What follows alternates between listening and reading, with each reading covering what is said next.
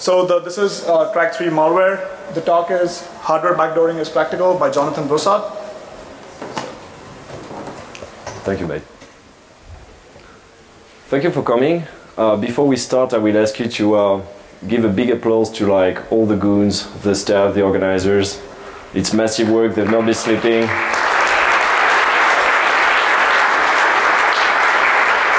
Thank you for them. Alright, so we're going to talk a bit about backdooring hardware. Obviously, we had Blackhat and stuff, so we're not terrorists. Interestingly, the source code is already public, because most of the malware is built on top of open source. The main problem really is that the PC architecture is plagued by legacy. It should not be a surprise to most of you. But we're going to see that it's actually plagued to an extent that I believe it's not possible to do security on the PC really. There is a need to discuss these problems. I don't have a magic solution, but feel free to contribute. And one of the points of why doing a talk like this, I believe this is slightly better. We will see why over existing work. So we will start by explaining, if I was to design a backdoor, which is something I don't usually do, I would like it to be epic. I want to do it once. So we'll start by designing a scope of work on what would be the perfect backdoor. Then I will explain you a bit of architecture, of Intel architecture. We'll review the state of the art of rootkitting, BIOS kitting, ROM kitting, and then introduce you to the new work I've been developing. All right, so the typical my slide. So I'm a security researcher. I do a bit of pen test because they keep promising me that the next month I'm going to do mainframes and stuff, and it never happens. I studied assembly about 15 years ago. It was my first language. So I think the first language you will learn is actually super important for the way you see computers. And I studied by running disassemblies of viruses and stuff. I had no idea what's difficult, so you don't consider it as such. I've been a speaker to at a few conferences. If you would like to speak yourself, we're actually organizing a conference in Paris, HackersSecurity, which is mostly around reverse engineering and low-level stuff. Feel free to submit. Well, that's it. And okay, my English is not quite perfect, right? First off, I'm French, which is quite a handicap when it comes to language. Then I learned English in India. And to make things really perfect, I live in Australia. So so if you don't understand what I'm saying, maybe it's not just you. Feel free to ask me to reformulate. All right, a bit of fun to start and see what's interesting. All right, so could a state like China, for instance, is very much in the air. Backdoor computers. So this was this terrific report prepared for the US Senate, and they actually realized, after 30 years, that most computers nowadays are actually built in China. Even if your computer is actually designed in Western countries, the modules which are assembled all come from China. So it magnifies definitely the risk of someone backdooring. A bit more fun, and it's the last bullshit slide, I promise. So if you read the news lately, you find claims such as 80% of the world communication are backdoored by China. China is backdooring 80% of the telecoms. In France, it was interesting last week. Basically, they realized that the whole core network of France is built out of ZTE hardware. And they thought that, somehow this was not quite appropriate, and they choose to default to Alcatel-Lucent, which is, the main problem from a European point of view is that really we don't have anybody building core routers and stuff like that. Alcatel is Franco-American, but the hardware is still very much built in China. All right, that's it. So let's switch a bit to the architecture. Let me introduce you to the problem. Here is the Intel architecture. So basically, it has a few layers. If we go from the slower peripherals, so ISR was like the first stuff designed in the original specs of the IBM PC in 1981. So all those peripherals have one characteristic in common. They are slow as shit. So you have the mouse, the floppy, the keyboard, and that's pretty much it. The soft bridge contains most of the peripherals, like anything which is like, you know, your typical Ethernet card, your CD-ROM, your sound card, whatever, should be connected to the soft bridge. Then you have the NOR bridge. Basically, the closer you get to the CPU, the faster it gets. So the NOR bridge typically is connected to peripherals which are much faster, like extended PCI, which is used for Gigabit Ethernet, SAN communication, video. And then you have like the proper CPU. So one thing which you can notice is that TPM is actually connected very low inside the chain, right? We'll get back to this later. The other problem, I mean the main big legacy problem, which is a bit unexpected, is that at each layer, on every peripheral, you have a bit of firmware, which can actually control any other firmware of the same layer. So for instance, you could flash a firmware on your CD-ROM, and it could control your network card, which is a bit unexpected. And there's really no way to fix it. It's like the standard is like this. And we're going to see that this leads to some problems. Any questions so far? Yep. What is FSB? FSB, it's a fast something bridge. Exactly. I just wondered if you guys were following. So let's talk a bit about the state of the art.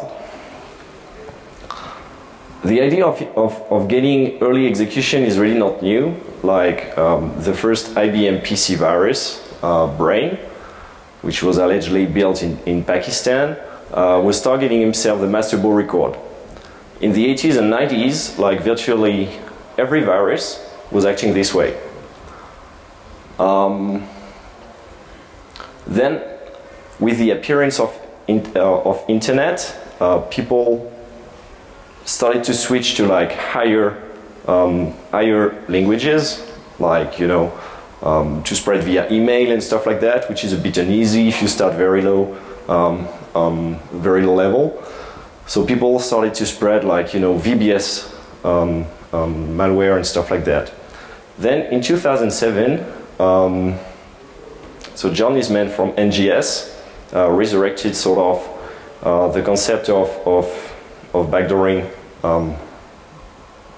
So not exactly the BIOS, but the EFI, which is the standard which was before unified EFI, and which is now deprecated.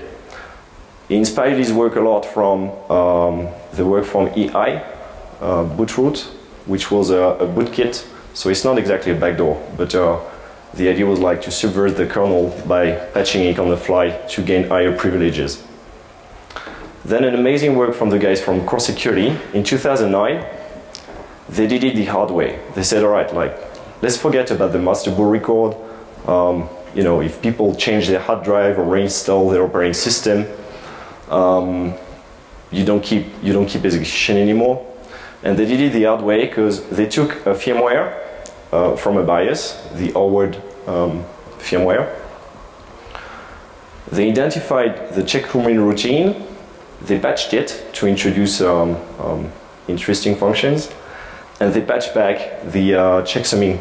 They compensated the checksumming of this firmware. So it was really the first BIOS kit known. Then a bunch of people worked on bootkitting. There again, not exactly from a backdooring perspective, but more to elevate privileges. Everybody's familiar with what's a bootkit? Too easy? Okay. So the best commercial bootkit you can find these days is the one from Piotr Bania. It's called Comboot, and it's pretty simple. It works for every version of Windows, 32 and 64-bit. It's pretty decent penetration testing tool. Like if you need to elevate privileges, assuming you can boot the computer, you boot on a floppy or a CD-ROM, and it's going to patch on the fly the kernel so that you don't need, you can authenticate using any password with the administrative account. Anybody has seen Snare in the morning? Yep. Was it good? So his work is pretty related because he's been working on the unified EFI, which is like what's used mostly by Apple, and is upcoming also for Intel. And so like it's pretty complementary. The idea that it's not entirely different, it's still very much a BIOS backend actually to detect the hardware and stuff, your peripherals.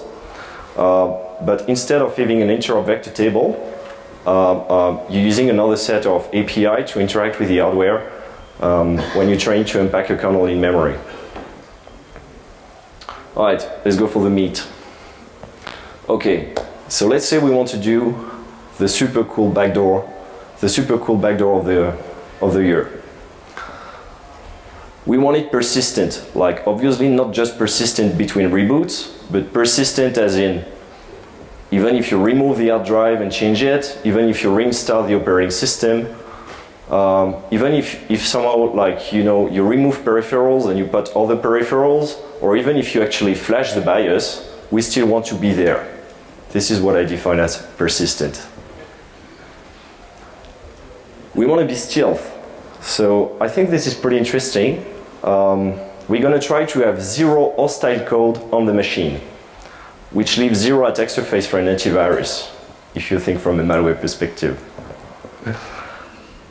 Ideally, it should be portable, so like not targeting any operating system. If you want the perfect backdoor, come on, we'd like remote access. We'd like to be capable of remote updates, even if we're talking about firmware stuff. If you want a nation-state quality backdoor, think Flames, Stuxnet. We'd like two things: plausible deniability, which is basically saying, oh no, it's a mistake, like it wasn't a backdoor.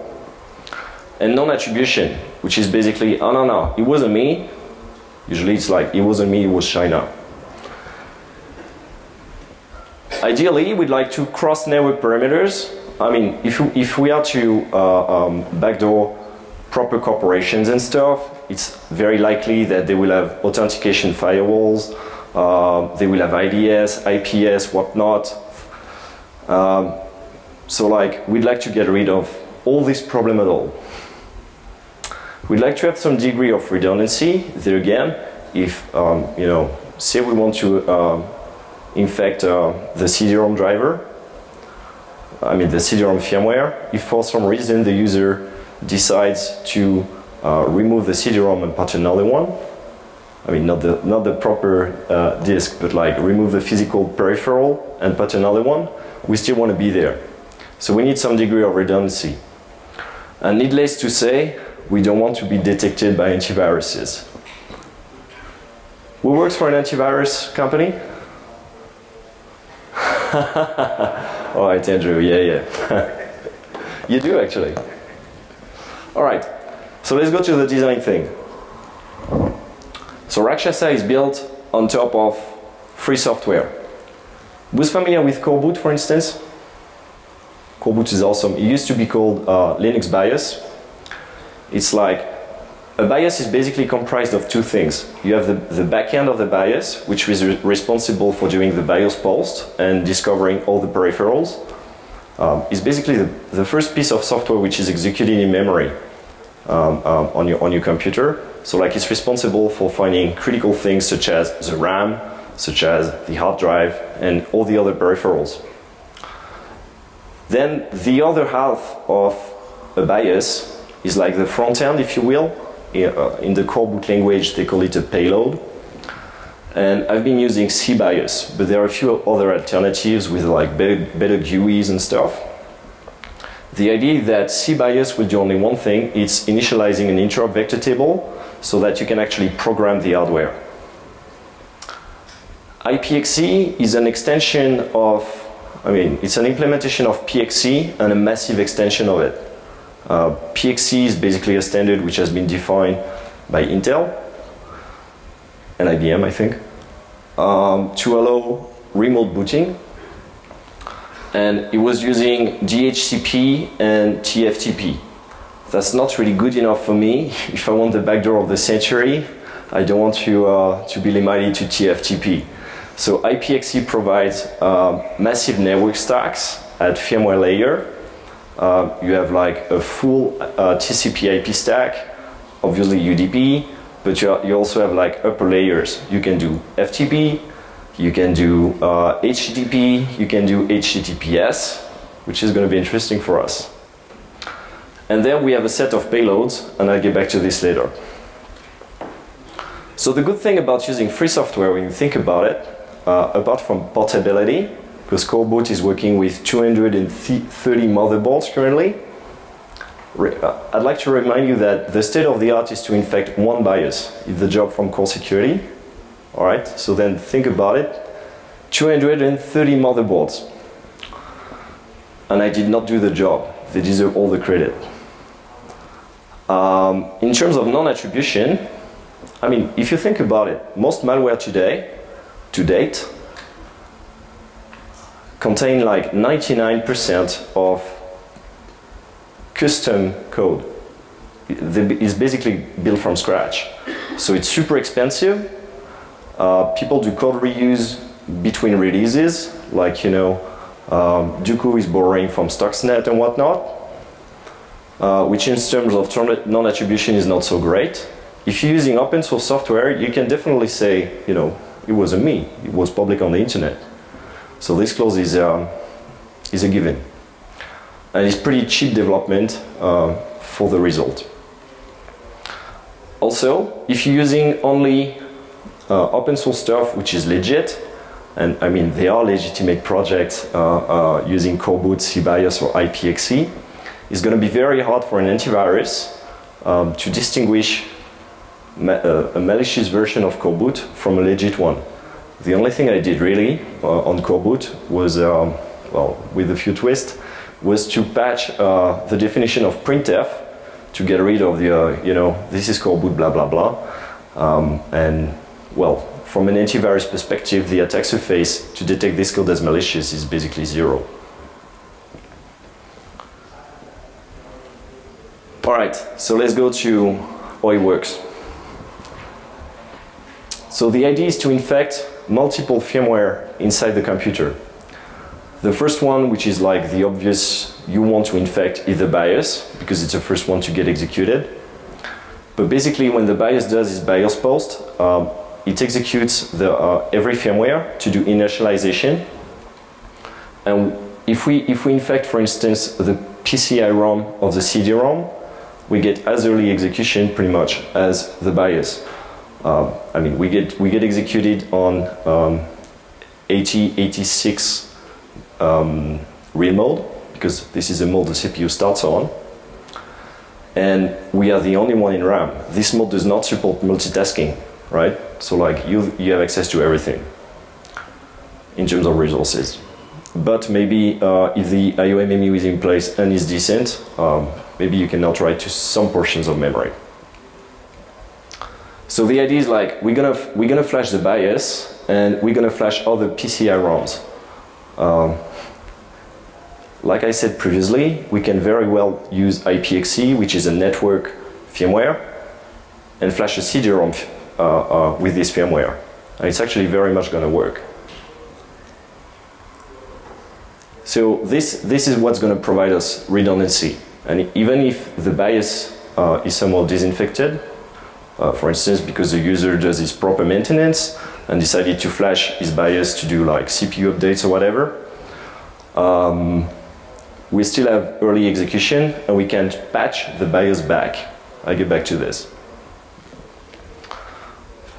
What we want to do really, eventually, is boot a bootkit from the network. Instead of having it on the file system, but even on the BIOS or firmware, like it would be much better to have zero style code on the computer and fetch it at boot time every time. So I told you about breaching the network perimeter to avoid detection, and basically it's very hard to at this very early stage to steal the credentials of a user. If the hard drive is encrypted or whatever, stealing the credentials to access an authentication proxy is going to be pretty tough. So we're going to get rid of this problem entirely. We're going to try to go primarily over Wi-Fi. Because there again, even if the company has like massive layers of IDS, IPS, etc., if you use Wi-Fi and with some decent encryption, they're very unlikely to actually detect that you're doing any kind of connection at all or exfiltrating data. A good thing with IPXC is actually it can fail and default to other settings. So what I do in my backdoor is trying to first boot over Wi-Fi or WiMAX if it's available. WiMAX is even better because it's faster. If for some reason there is no Wi-Fi on the current computer, then we're going to try to default to DHCP. If DHCP is not there, we're going to try to default to a static IP. And if you cannot connect using a static IP, basically the stuff is like, well, pretty unlikely to have any kind of network connection, right? If everything else failed. Okay, and we're going to show that, we're going to see that it will be possible to basically reflash a firmware later on. Any questions so far? Too easy. All right, so we said being generic is better because not only, if you're not system dependent, operating system dependent, upcoming versions of whatever operating system you're using, or if the user is using a very exotic operating system, well, you'll still be able to get execution. So I'm going to show you how we can remove the NX bit. Everybody's familiar with this concept? Non-executable bit. I'm going to show you how to make the mapping, every mapping in memory writable in ring 0 from a bootkit or from the BIOS itself. We're going to see how to downgrade the security of the CPU. Basically, microcode updates are usually pushed in the BIOS itself. They got to be pushed early, and you need massive privileges to do them, obviously. So if you're not familiar with this concept, basically when vendors, Intel or AMD, have a problem with their CPUs, instead of changing your CPU, they allow you to push a signed microcode update, which is gonna reprogram the CPU and compensate the physical problem which was there in the first place. So clearly this is signed, using proper asymmetric cryptography. And the idea that if we get rid of those protections, which are usually pushed at the BIOS layer, we're going to downgrade the security of the CPU entirely. Some of those bugs are actually exploitable. We're going to talk a bit about SMM, which is really the patch mode or ring -2 for Intel-like CPUs. I will not enter into the details, but basically Loïc Duflo in 2006 and 2007 at Consequest presented an attack. So SMM stands for System Management Mode. It's basically possible to switch to this super elite mode, which is better than ring 0, by triggering what's called an SME. You can do it from userland, but there are, and the big problem is that the SMI handler is basically overlapping with other content in memory, typically your video card, video frame buffer.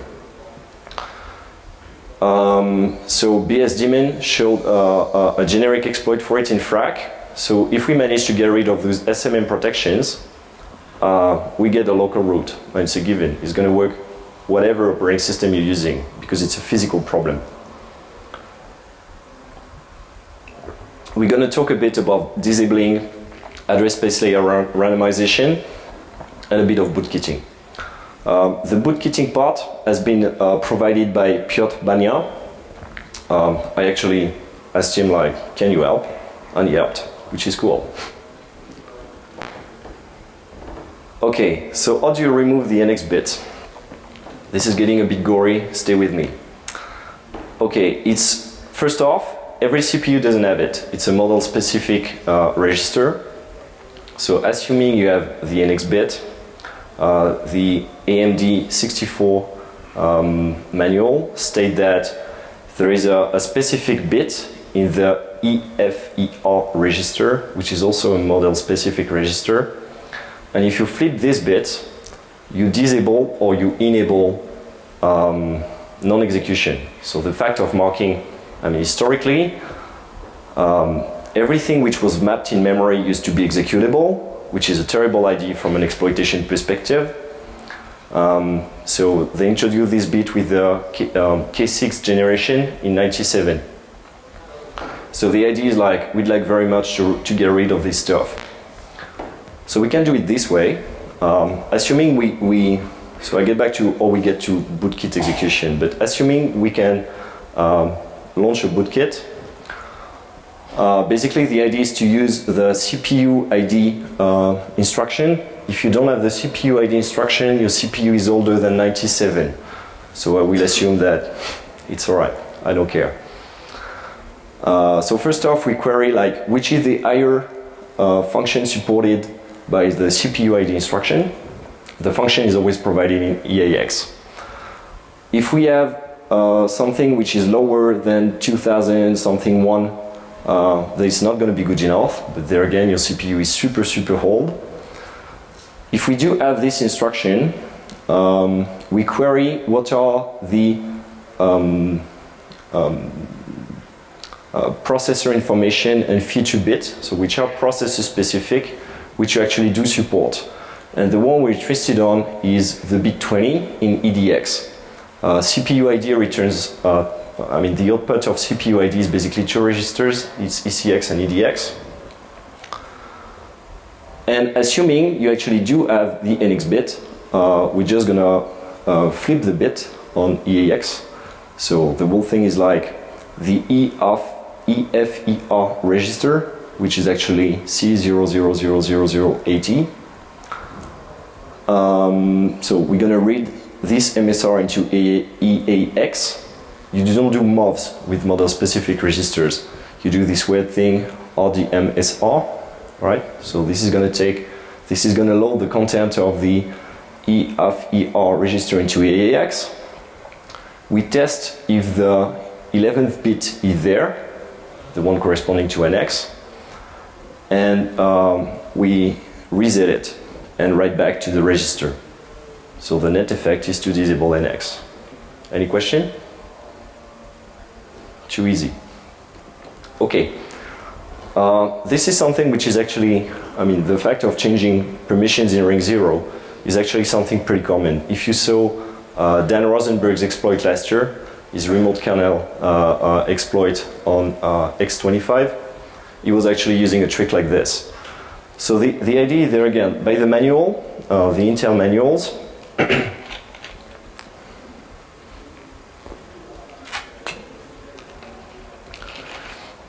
you have a specific bit which, if you flip, makes everything which used to be read-only in memory executable again. Writable again, which is a super massive cool feature. So it's a bit in CR0. It's the 16th bit of CR0, the control register 0. So like, it's very straightforward. Like, you just read CR0 into EAX, you mask the bit 16 and you write it back. And it's the same thing in 64-bit. The thing is, in 64-bit, the first 32 bits are always 0 anyway, in CR0. otherwise you get a general protection fault, says the manuals. So removing the CPU updates. So core boot actually does provide the capability of patching your CPU on the fly using CPU Microsoft updates. For the perspective of my backdoor, all I had to do was really to delete all the microcodes, and that's it. We got rid of it. So the SMM thing is a bit touchy. Basically, you have two bits, dopen and dlock, which are to be taken into account. The idea that when the dlock bit is set, you cannot use SMM anymore, ever. And this dirty fix is supposed to be provided by the BIOS. The specifications say that the BIOS can use the dopen function to initialize SMM, and then use the dlock to lock down SMM space. The problem, of course, is that you don't have to. So the only thing, core boot does not support it. So like, if you want to get rid of SMM protection, you just install core boot and use a super shellcode, or which does nothing. Any question? Yeah. What's to prevent the operating system from undoing all of this as soon as it boots? Because they don't have sufficient privileges. It has to be like super early. Well, I can see that for the SNN mode, but as far as writing the MSR and changing that bit to CR, Oh yeah. the operating system can absolutely do that. Oh, writing to MSR, yeah, definitely. So like, what's your question? Like, if I remove it, can they put it back? Well, I guess the question is, why wouldn't you expect, operating system people to turn around and, for instance, if they're not already writing those bits of the MSR and CR0, or, in this case, for instance, you're just disabling the lock. Okay, I shouldn't have skipped the definition of a bootkit. Basically, a bootkit is... Alright, let's step back. Let's assume I get execution on the BIOS, magically, we'll explain how, and I'm fetching a bootkit from the internet. All bootkits work the same way. They hijack interruption 13, which is the one which is used for every disk access. Alright? Remember that when you boot a computer, you have no such thing as a libc or a kernel. The only API, so to speak, is the interrupt vector table. So if you hook interruption 13, you're hooking system-wide access to the disk. And somehow the master board record, which is loaded at 7C00 in memory by interruption 19 when you're trying to boot, is going to use somehow, the master board record is going to try, its whole point is basically to try to take a kernel from the disk and unpack it in memory, right? To do this, it has to access the disk. So if I'm owning interruption 13, I can make sure that during the unpacking, I can hook the reading from the sector is going to read the kernel from, right? So the idea is that the whole point of the bootkit is to let the kernel be unpacked in memory and get execution after, and patch the kernel on the fly. So if you're asking me like, can the operating system and can the kernel do it? Yeah, what I'm going to do basically is patch the kernel to inject those shellcode into it. So even if the kernel previously set it up, the MSR correctly and stuff, I can undo it. Right? Make sense? Yeah. A good question, thank you. Any other question? All right. So if we put all those things together, we end up with a permanent lowering of the security level of any operating system. In particular, if you remove the CPU updates, like it's going to be system independent. If you remove NX, you get back to 97, because it's when like NX was first introduced. And I mean, it's a game changer in terms of security, right? Writing an exploit on a CPU which does support NX or doesn't is a game changer. There is one trick. There are two tricks actually. Even if your CPU does not support NX, you can still have non-executable pages. It can be emulated in software, stuff like PAX, for instance, protection against execution. And so this has to do with segmentation, and it's a lot trickier. The idea is that when you create an operating system, at some stage you will have to switch from real mode, which is 16-bit only, and like non-multitask, to 32-bit or 64-bit. To do that, you need to define a set of structures, like the global descriptor table, which contains the definition of each segment, assuming you're using segmentation. So if you're using segmentation, you're defining ranges of memory which have certain properties. So being executable, being writable, being readable. And you could actually change the, you could use the LGDT instruction to find the location of the GDT, then find the location of the segments and patch the permissions. But it's not such a good idea because the same bits have different meanings. If you set a code segment, it's never writable. And if you set a data segment, it's never supposed to be executable because the bit read and writable are the same bit. So if you flip it, it's not going to work too well. If you're using PAE, physical extensions, on 32-bit, it's even worse. And if you're using pages, I mean, it's going to be a bit of a problem because basically you cannot know the location of the pages you'd like to change permission from. Unless you know the exact location in memory, in virtual memory, you can query the MMU and find back like where to patch in physical memory. But brute forcing every page is not doable given the size of the architecture. Was that very clear? Okay, so the idea that if we put all these features, even if you change your hard drive or remove the operating system, you're still very much going to be owned. And we don't even need like any other bootkit with a malicious payload. Any vulnerability to come, you're just going to be like bank vulnerable if you don't have an ASLR, if you don't have NX, and if you don't have SMM protection. I mean, it's Christmas time.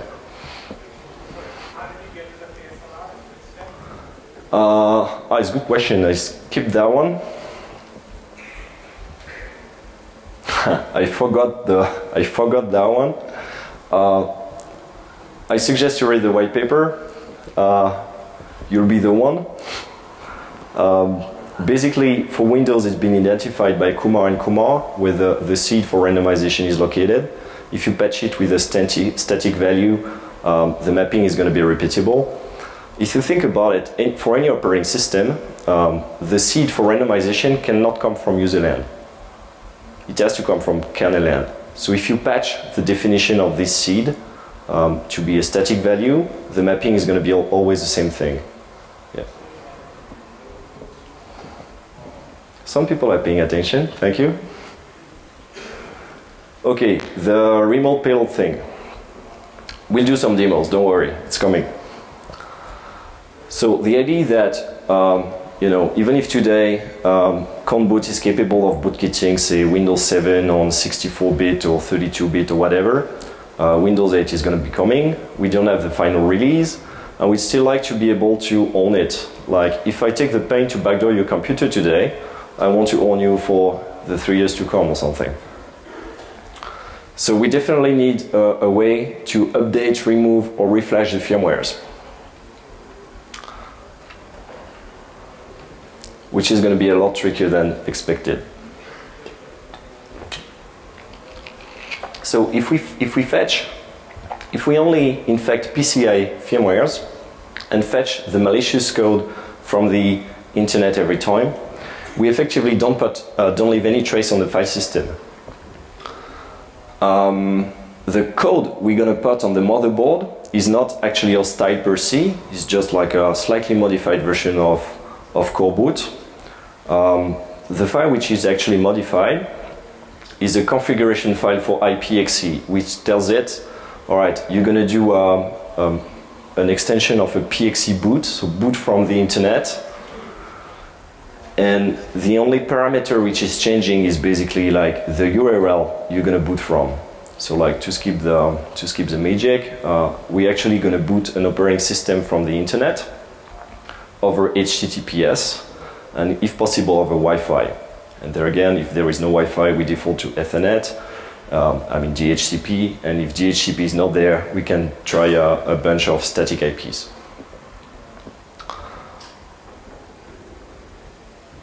Okay, I get back to the TrueCrypt problem. Okay. So in terms of portability, I think that using open source software to write a backdoor is actually a super cool idea.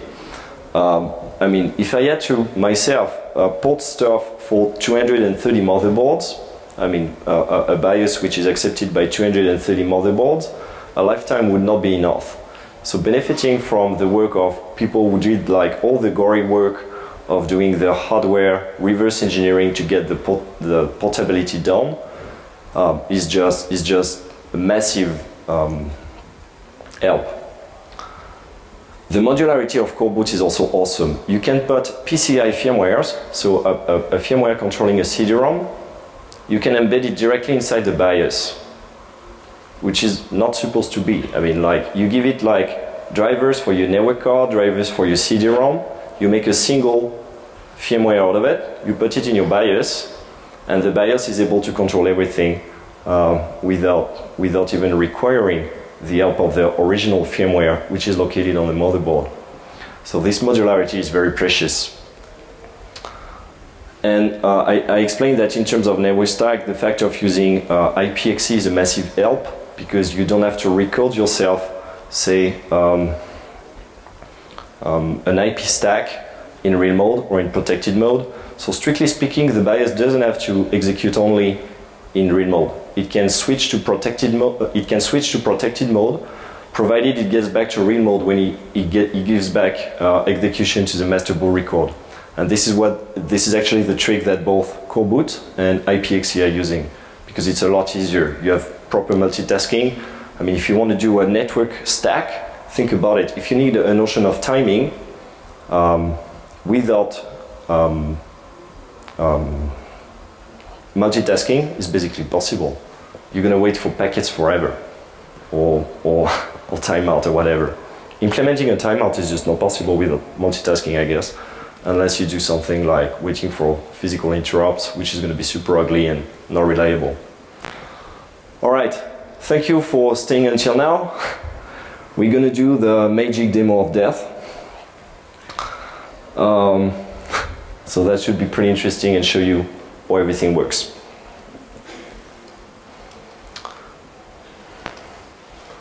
So let me check that I actually do have internet connection.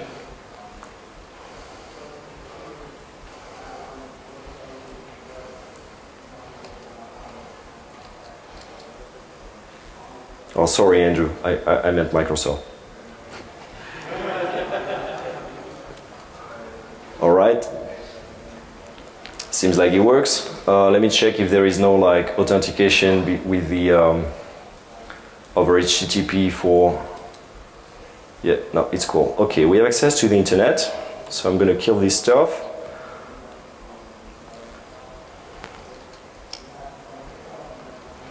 I'm going to start a network sniffer to show you like what's really happening inside, because it's going to go pretty fast. Dear God. All right.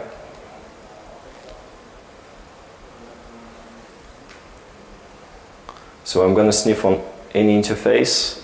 Only HTTP is going to be really useful to us.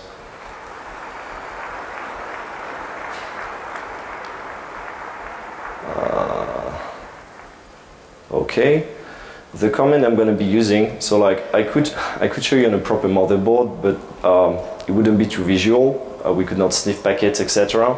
So we're going to use one of the motherboards, which is a virtual one, which is supported by core boot, and it's KVM, which is basically an extension of QEMU to benefit of kernel speed. So the thing is like this.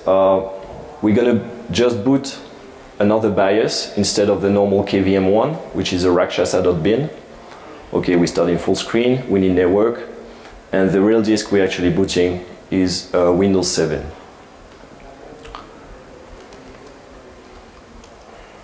All right.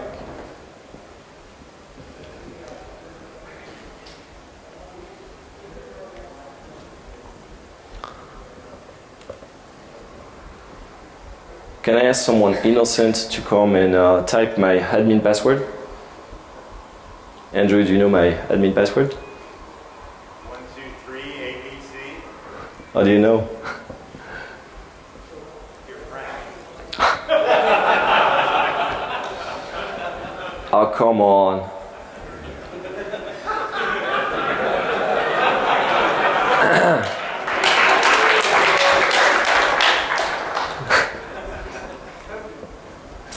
Can you please come over and type a password for me for the administrator account? What's the password?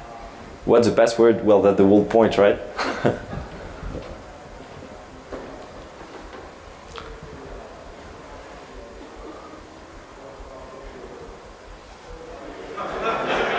No, take the administrator one, which is like, I mean, higher privileges. Oh, you want that one? All right.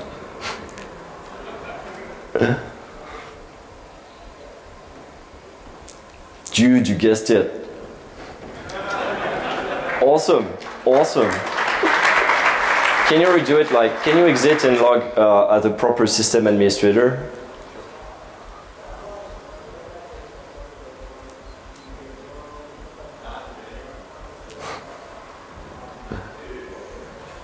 Well, you removed my MSDN license, mate, so like...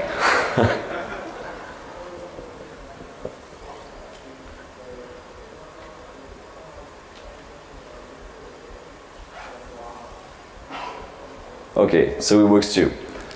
Thank you for that. No problem.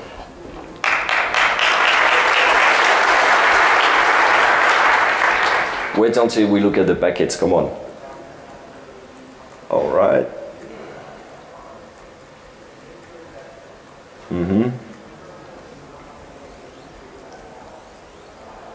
Okay, so I'm just going to kill it. So let's look at what really happened in terms of HTTP connections.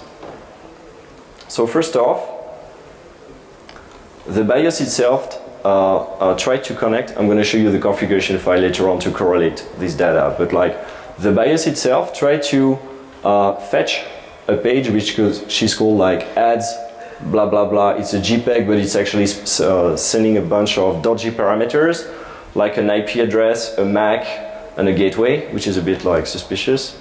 Normally this would go over HTTPS and there again over Wi-Fi. So in terms of forensic analysis from a network perspective, forget it.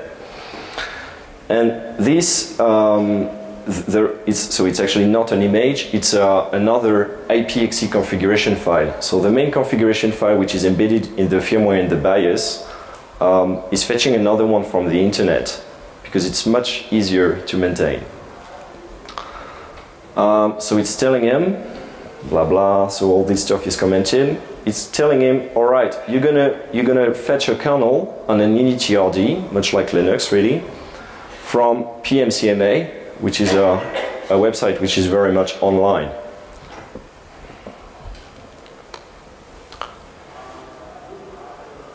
Okay, so let's go back to HTTP.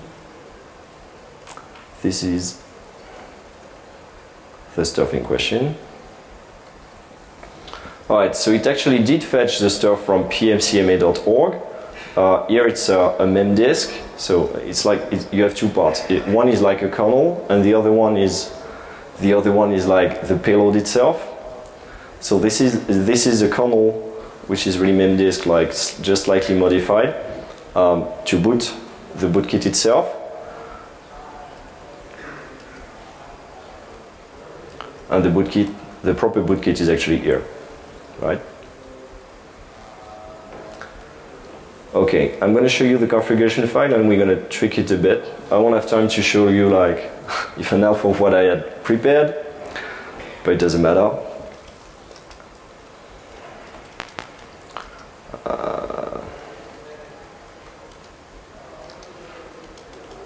So let's look at this dodgy thing called love.jpg, which is very much the configuration file, right?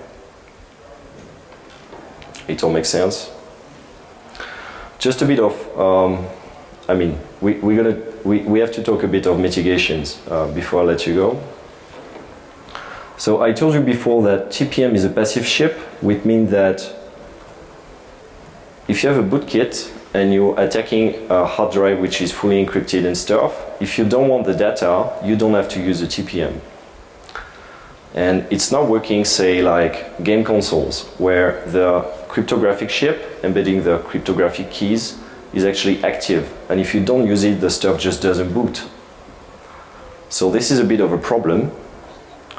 The main problem really when it comes to supply chain backdooring is that when someone delivers you a new laptop, he has not encrypted it for you, which would be also a problem. I mean, if they did, like, they would know your password, obviously. So, like, the thing is, they give you a laptop which is not encrypted, which means that TPM is actually not sealed, which means that TPM is actually not used. So TPM is not made to prevent this kind of attacks.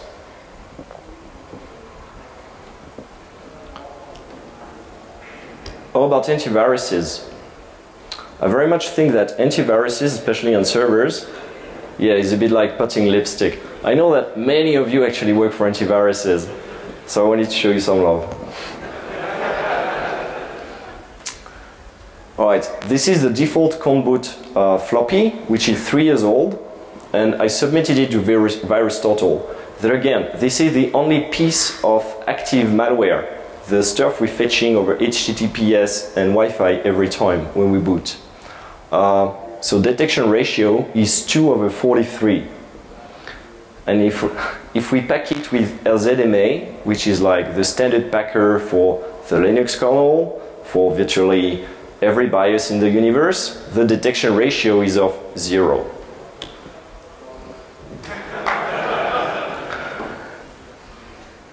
Other stuff you could do. So like if you own a machine, like because you got a remote shell, you could definitely flash the BIOS. You could definitely flash PCI firmwares. Well, there are limitations, but we don't have time for that. Another attack scenario could be, for instance, you purchase a new network card on eBay, and the stuff has been backdoored for you. And when you install it, you actually get owned.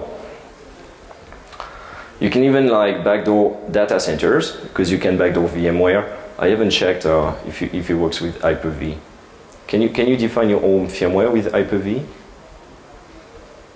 Not sure. All right, but it works with VMware. Remediation. So the main problem is that if someone puts a single rogue PCI firmware on your machine, he basically owns you forever. How many of you check your PCI firmware before using your first laptop? Bullshit. So I very much recommend to actually do it. Like when you get a new laptop, to flash all these dodgy firmware you don't understand and you cannot possibly understand because it's all proprietary. With open source stuff you can actually understand. So like core boot would be a good idea. It works on 230 motherboards. Yep. Is your exploit kit configurable so that you could have it in exploit mode or in remediation mode? There is a, so actually we can disinfect it, yes. All right, if I have one more minute, I will explain that. It's actually very interesting. The other point is like, after you get an intrusion, I mean, usually like the best practice is like restore for backup. Do you guys restore your firmwares from backup? And just the cost of doing this, because you cannot trust the kernel anymore, right? So like, if you got an intrusion like this, you would have to actually physically open your box and using a active FPGA, flash every single firmware on your board, including the BIOS and stuff. And since people never make backups of such things in first place, like I recommend to just throw your server away. It's going to be a lot cheaper than doing it actually and get the expertise to do it. So remote flashing, which was a very good question. Can you get rid of, I mean, can we disinfect Rakshasa? Or I told you that if I own one PCI firmware, which gets executed early, I can actually flash any other firmware, including the main BIOS usually. There is one problem with that. So the idea that you can boot remotely an operating system, we've seen this. You could fetch a small Linux kernel with a small tool to flash the BIOS. And so like it's a floppy, you have a kernel, a tool to flash, a small bash script if you will, and the new firmware. This would be enough to flash the BIOS and possibly restore the original one or something which looks a lot like it. To flash another PCI device is actually a lot harder. In particular, we're going to see how to flash the network card. The problem with the network card is that tools to flash the network card are very much vendor dependent. So how do we go around this? In the network packets, we saw that the first stuff I was sending